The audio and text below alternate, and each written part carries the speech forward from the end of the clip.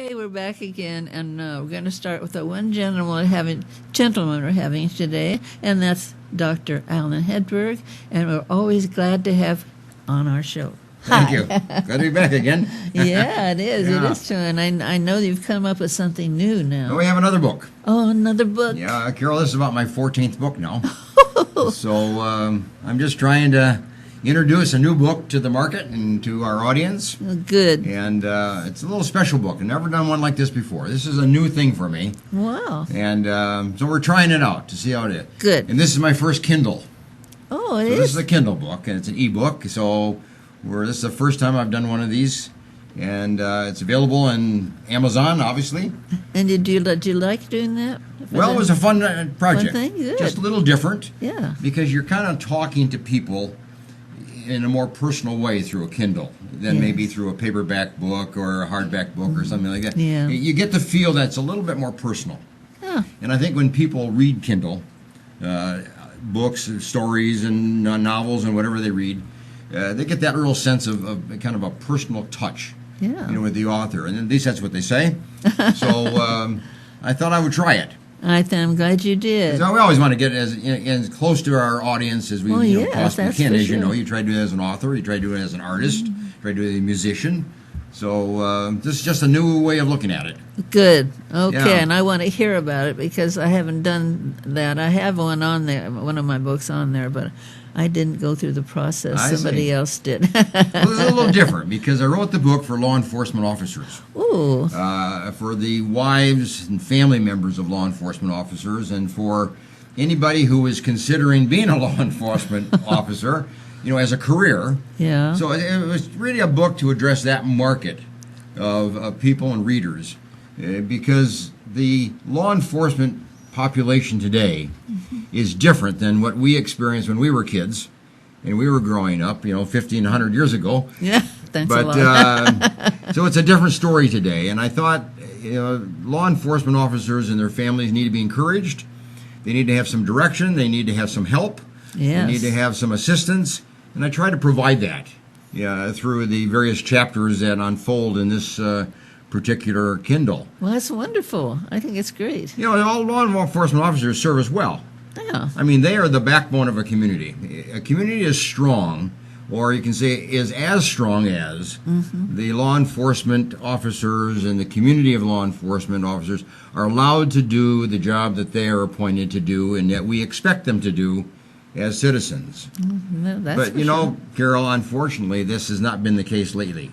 Law enforcement has done a turn. It's been tipped on its head, basically. Oh, my gosh. And mayors across the country have usurped the power and the authority of law enforcement chiefs Oh, my and the gosh. officers under them, and to not be able to do the job that obviously a community expects of them and that we have expected of them over the years.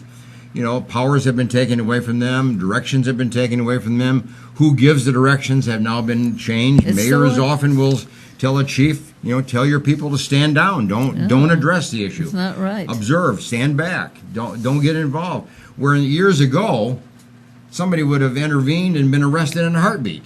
And have stopped, the nonsense going on in the streets, such as the streets of Baltimore. But it's been the big cities and the medium-sized cities where this is, taking place, not in the small cities. But so law enforcement has really been challenged by our government. Powers have been taken from them. They've been altered, from the federal government all the way on down to state governments and city governments. So law enforcement is under a risk factor today. And that's why I titled this. It was a memo to law enforcement officers in a world of stress and violence. Violence on the street and stress within the department, stress within the cities, stress within the management system of law enforcement. And law enforcement officers have to deal with that. They have to deal with both of those. They go out on the street and it's violent out there. I know it is. The suicide rate among law enforcement officers, Carol, is enormous. It is increasing exponentially. Oh, my gosh. We are seeing the highest rate of suicide among law enforcement ever in history Oh, my gosh. is happening in the last 5 years. So, they're at risk. They're at risk within themselves, because they're defeated, they feel helpless, And it's a difficult task today from what it used to be, and a lot of them are taking their lives. The shootings of law enforcement officers is also, increasing exponentially. We have Dallas, we've had Baton Rouge, we've had Los Angeles. I mean, we've had many, many, many, many cities over the last, I would say, last 10 years, but certainly in the last 8 years. The scale has tipped, and law enforcement officers are now at risk for being shot. They're at risk for suicide. The marriage divorce rate is enormous. Higher than it is in the normal population. Oh gosh! So you can see the risk factors that are operating there and the stress under which law enforcement officers live today. So I tried to address that in the book and give them some direction. Yeah, it's fantastic that you do, because I think it's a real shame that police officers are not respected for what they're doing. They're putting their life on a for you, and for me. I mean, they are, and I mean that's the occupation, that's the profession that they're in. And the car that you're showing there is an interesting car. Let me draw your attention to that. That car is in Fresno. Yeah, there's only 2 cars of that particular vintage that still exist in history. Oh. It's the 1936 Dodge. It's the original U.S. Marshal car. Wow. That the U.S. Marshals used back in the 30s and the 40s. So when you call the police, the U.S. Marshal would come, and that would be the car he'd come in. My gosh. And that car still operates, and it's owned by a gentleman here locally. And the U.S. Marshal Service still uses it once in a while for calls. Oh my gosh! But it's historic. It's an antique car. It's a lot of history, and it just represents kind of what the law enforcement occupation and profession has been over the years. Well, we don't think of things like that when we think about the police, but this is the vehicles they go around in. Yeah. That was very simple. I know. But you see, they weren't attacked back in those days like they're attacked today. They didn't need the protection, the armor, the self-armor that they need, today. Mm-hmm. We complain that police have to come out in all the various armors that they wear. Well, it's for their protection. And if they were not, the murder rate and the injury rate would be much higher than it is currently. So what is it? It's way up at the top that it starts, right?